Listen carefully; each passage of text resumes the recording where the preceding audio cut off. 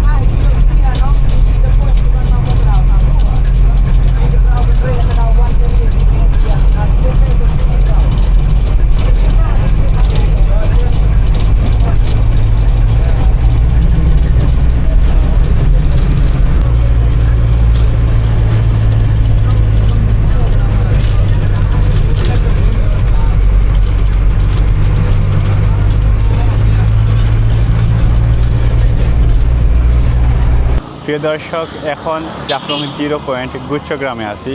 এখান থেকে আমি থমথমে করে মূল স্পটে যাব।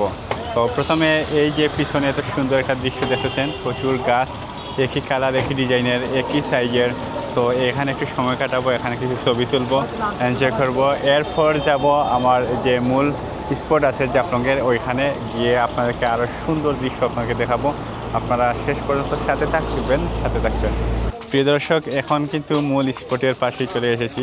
দেখুন, এখান থেকে কিন্তু ইন্ডিয়া দেখা যায়। এই যে ছোট্ট ছোট্ট ঘর বাড়িগুলো দেখা যাচ্ছে, এইগুলো হচ্ছে ইন্ডিয়াতে। এবং এখন আমি বাংলাদেশের মধ্যেই আছি। আর এই যে রাস্তা আছে, এই রাস্তা দিয়ে হেঁটে হেঁটে, তো এই জায়গাতে অনেক দোকান আছে, বিভিন্ন ধরনের আকর্ষণীয় প্রোডাক্টগুলো কিন্তু পাওয়া যায়। বাম পাশে প্রচুর দোকান আছে। এছাড়া সামনে গেলে আরও অনেক দোকান মিলবে, যেখানে আপনারা এই অনেক ইন্ডিয়ান প্রোডাক্টও এখানে পাওয়া যায় এবং সেগুলো কিন্তু একেবারে কম দামে পাওয়া যায়। দেখুন, প্রতিদিন হাজার হাজার মানুষ এই জাফলংয়ে আসেন ঘোরার জন্য। আর এইখান থেকে যে ইন্ডিয়াটা এটা সুন্দরভাবে দেখা যায়, এটা কিন্তু জাফলংয়ের অন্যতম একটা আকর্ষণ।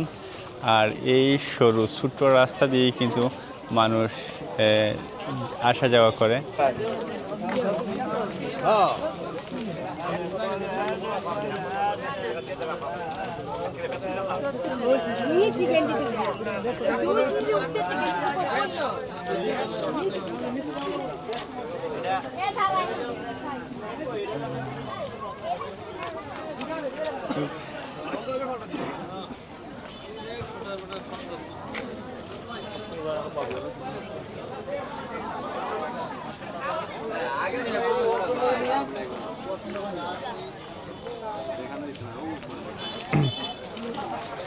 এখানে আবার বিভিন্ন ধরনের আচার আছে। এটা হচ্ছে কলার আচার, এটা হচ্ছে এই সফরি মানে পেয়ারা, এটা হচ্ছে চালতা, আর এটা আনারস। এরকম বিভিন্ন ধরনের আচার এই জায়গাতে পাওয়া যায়। আর পাশাপাশি তরমুজও আছে।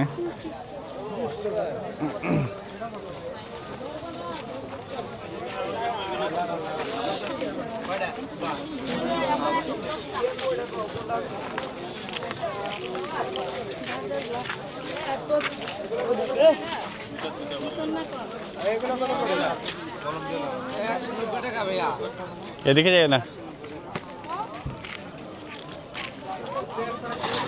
তো এইখান থেকে আবার এই ইন্ডিয়ার যে ঘর বাড়িগুলা একেবারে স্পষ্টভাবে দেখা যায়। এই যে